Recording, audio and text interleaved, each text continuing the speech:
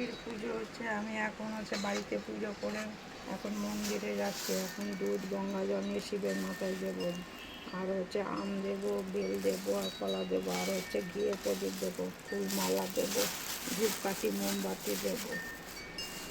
এটা হচ্ছে সন্তানের মঙ্গলের জন্য নীল ষষ্ঠী পুজো করে থাকি। আমরা প্রত্যেক বছরই নীল ষষ্ঠী পুজো করে থাকি, আর শিবরাত্রিও করি।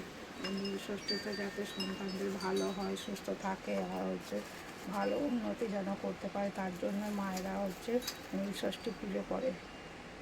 নীল ষষ্ঠীর দিন আমাদের হচ্ছে নতুন শাড়ি পরতে হয়, সায়া ব্লাউজ এইসব অবশ্যই পরতে হয়, আমরা পরি।